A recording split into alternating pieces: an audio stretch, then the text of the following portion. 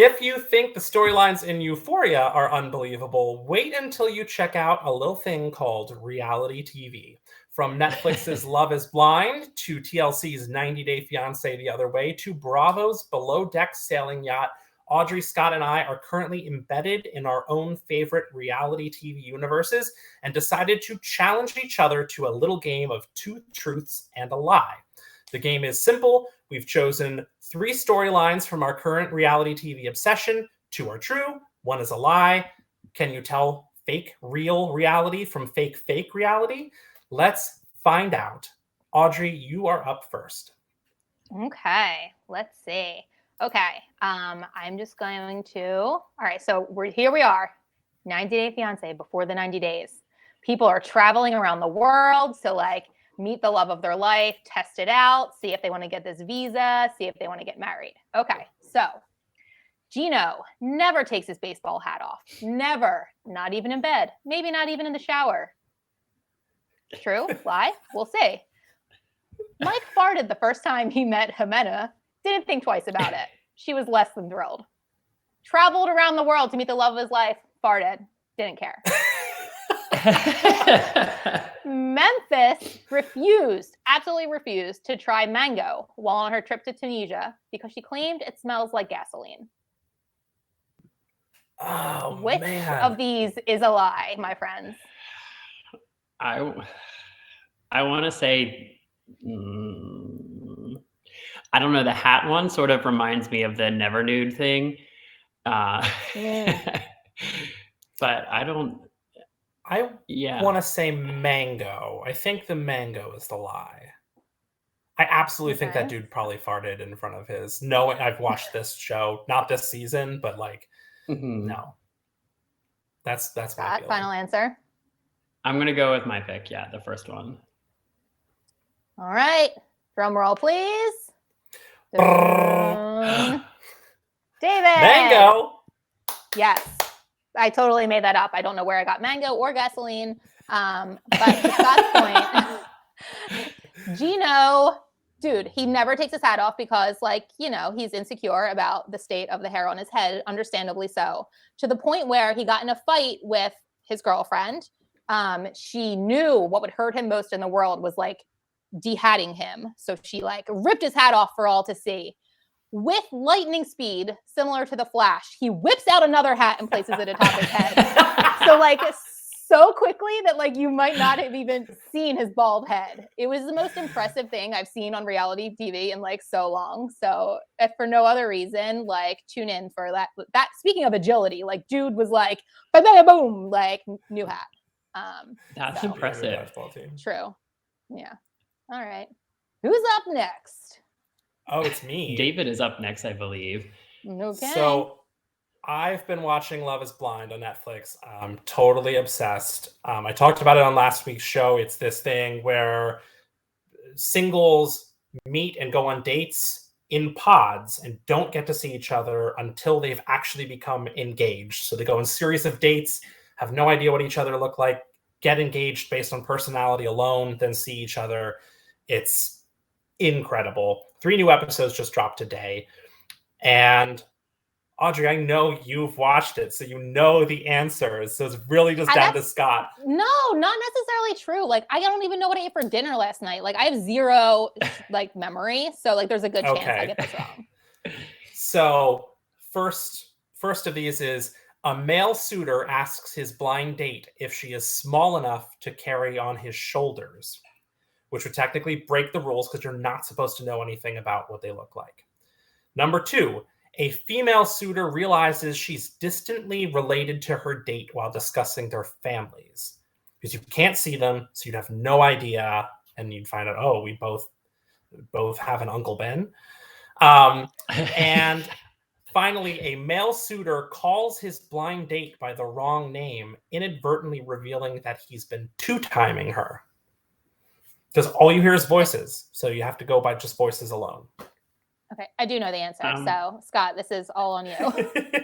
I'm going with number 2. I'm going to go ahead and say that it's going to be really, really hard to pinpoint the fact that you've got the same family member. I think just Yeah, I don't know how you would come across that in a conversation. Well, you were far too clever for me then, Scott, because number 2 is the lie.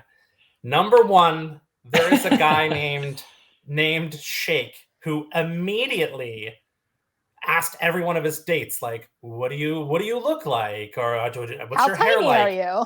How tiny? Yeah. And he's like, could I hold you on my shoulders? Which was just a like really sleazy way of finding out how much she weighed.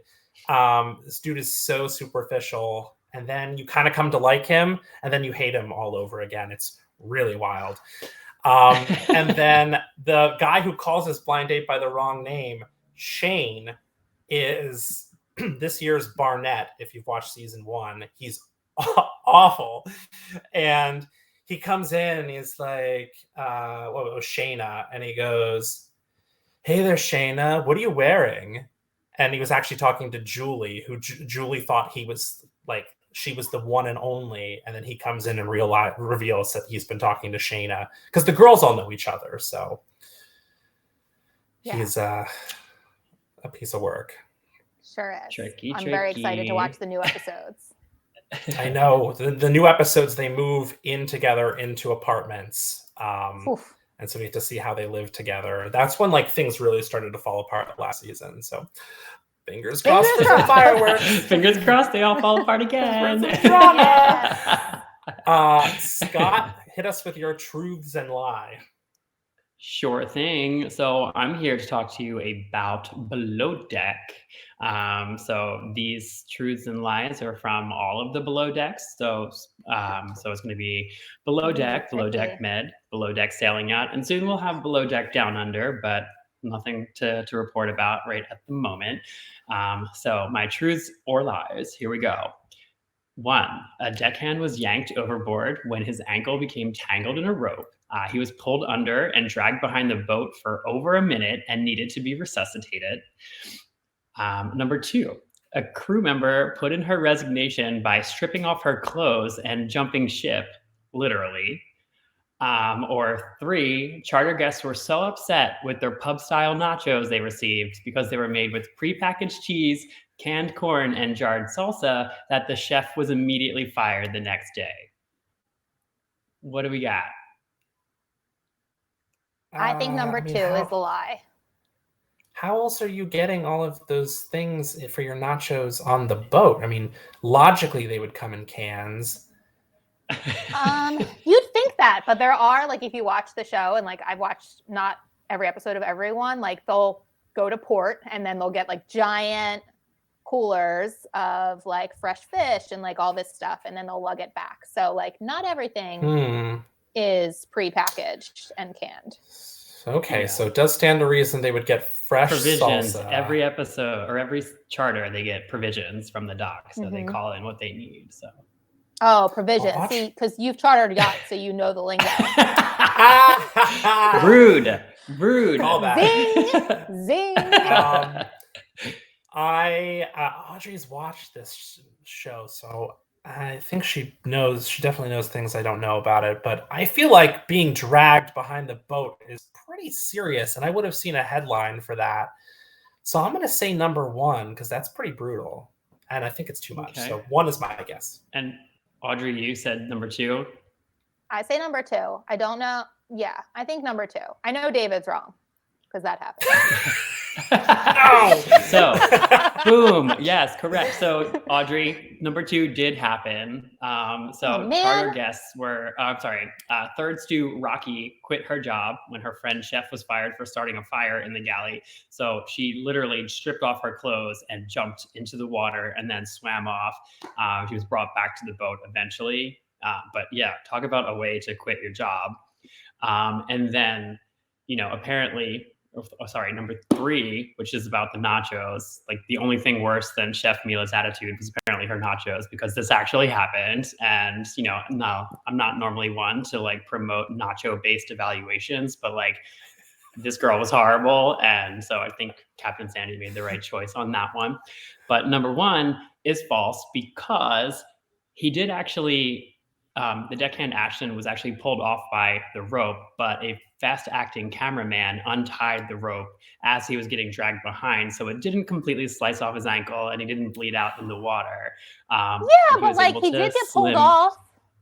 Yeah, but he That's didn't tricky. drown, or he didn't get pulled over for a minute and need to be resuscitated. You gotta listen to the That was the details here, part. Audrey. That was the part All right. that I was Well- like, that couldn't have happened.